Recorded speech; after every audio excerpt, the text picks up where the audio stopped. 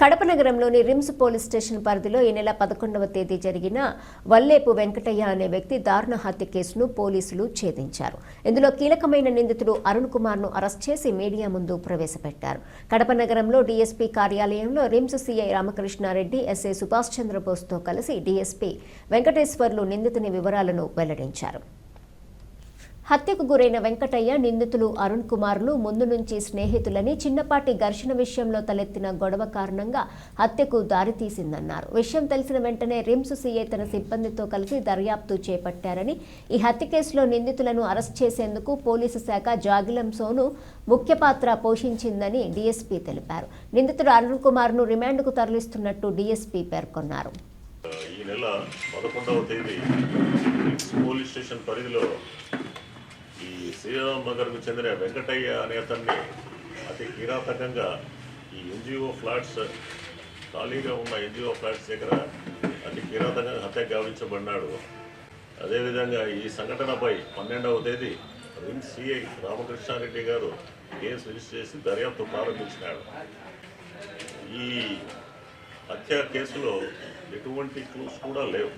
ఎవరు చంపినారు, ఎందుకు చంపినారు, ఏ కారణం చేత ఈ సంఘటన జరిగింది అనే దాని మీద కూడా ఎటువంటి క్లూస్ కూడా లేవు, ఎటువంటి లీడ్స్ లేవు. ఈ కేసులో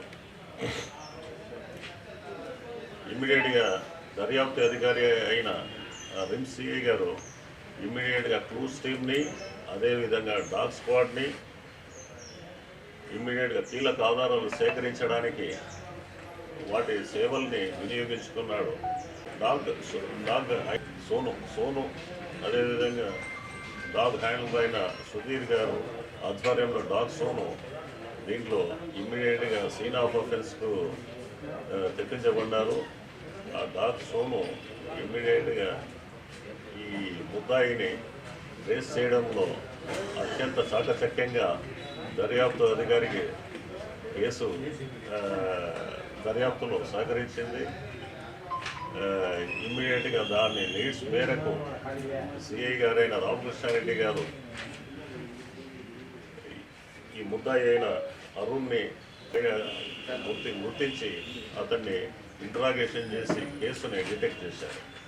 ఇది దీని పెట్టి ఇష్యూ, వాళ్ళిద్దరి మధ్య ఉన్న పెట్టి ఇష్యూ. అందులోనూ బాగా తాగినారు. తాగిన దాంట్లో వాళ్ళు మాట తిరిగి కొట్టేశారు. ఇతను ఇంకొకతను మనస్పర్ధలు ఉన్నాయి. దాని చిన్న పెట్టి ఇష్యూస్ మందు కొట్టే టైంలో మాట పెరిగింది. సైలెంట్గా వేసేసాడు. సైలెంట్గా వచ్చినాడు. ఏం తెలియదు.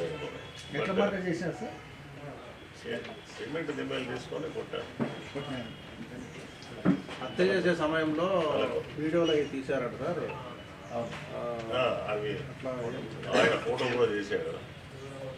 తర్వాత ఆయన కేసులో ఈయన ఏం చేశాడంటే ఈ ఆనవాళ్ళని చనిపేసే క్రమంలో ఈయన గుడ్డల్ని వీటన్నిటిని కూడా ఈయన తగలబెట్టేసినాడు. ఏ ఆనవాళ్ళు దొరకకూడదు, ఏ స్లో దొరకకూడదు పోలీసులకు. బట్ ఈ డాగ్ సోను ఇమ్మీడియట్గా ఆ సీన్ ఆఫ్ అఫెన్స్ రిజిస్టర్ చేసింది. ఆ సెంట్ స్మెల్ ఆధారంగా ముద్దాయిని కూడా దర్యాప్తు అధికారి గుర్తించడంలో సహకరించింది.